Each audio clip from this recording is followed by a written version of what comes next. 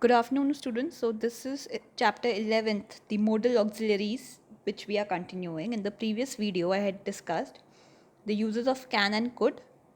Today, I'll be discussing the uses of may and might.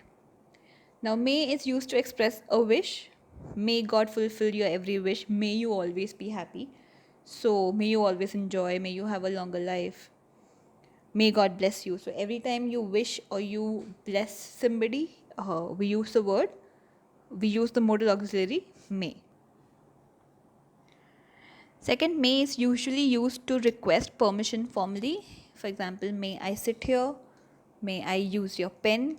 So here I would want to explain that when, for example, in a school, when you're asking your teacher for permission to go to the washroom or to have water, we generally say, may I go to the washroom or may I drink water. We do not say, can I go to the washroom? Because again, as we had stated, as we had learned earlier, that is can shows ability. So, but here we are asking for permission and not ability. So, and that too permission formally. So that's why we always say, may I go to the washroom or may I drink water. Third, may is used to indicate possibility. They may come for lunch. There may be some rain this afternoon, so a possibility. And may suggests a weak possibility and might suggest a very weak possibility. For example, the match may be played next week, may happen, may not happen, a 50-50% chance, but we might reach soon. So, might is a very less possibility, where the possibility of reaching somewhere is very less.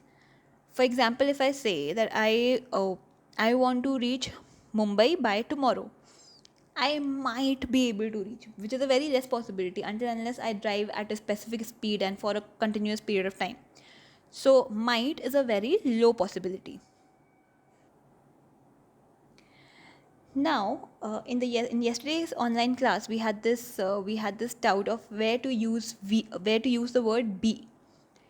As you all know, be is one of the primary auxiliaries. What are the three primary auxiliaries? To, be, and have. So be is one of the primary auxiliaries. Be is used in very less possibility, and so because it is first thing, it is used in very less possibility. One, second, because it is a primary auxiliary. What were the points for primary auxiliary? They keep changing their base form. So for whenever we use the word be, might be allowed, might be able to. So able to is again, able to comes differently. It's an infinitive, able to dance, able to sing.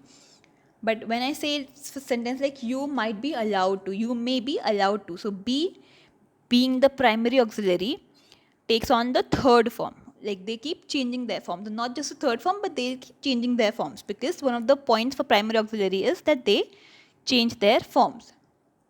But may and might will not change their forms ever. So be is used in a very rare possibilities, very less possibilities, and be being a primary auxiliary will might change their forms. So it can take on the third form, might be allowed. It may just simply take on the base form. There may be some rains in this afternoon. So this way. And when we are using just may and might, we always use the base form. So when in a sentence there will be a word like be, you might see a change in the form, because be being a primary auxiliary who always change their forms.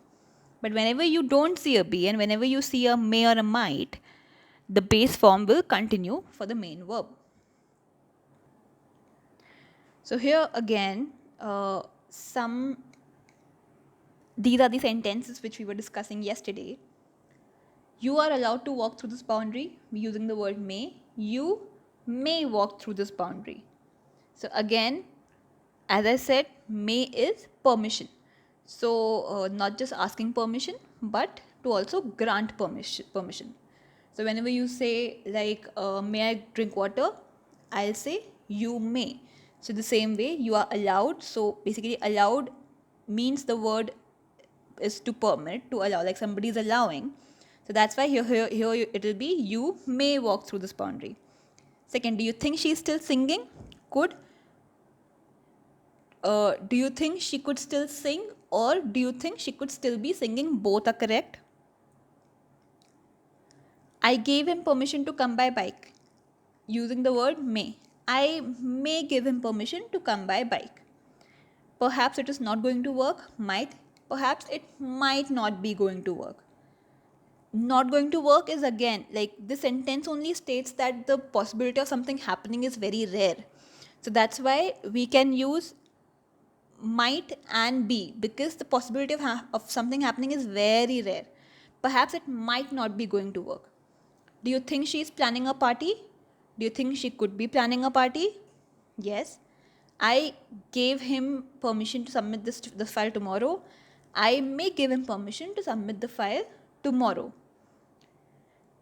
So here you can say you can see we have not used the word be, because this is a permission which is not a very rare possibility. In even here you can see that may give him. So here the word was gave, but when we put the word may, because this is a modal auxiliary, it will not change the word, the base form of the verb. So the base form of the verb will continue, give. So the gave changes to give, because may, being a modal auxiliary, takes on the base form. Same way here, gave changes to give. So this is where we end may and might. Monday onwards, when I'll explain will and would, post that, I'll send you the video for the same. Thank you so much. I'll see you for English language on Monday.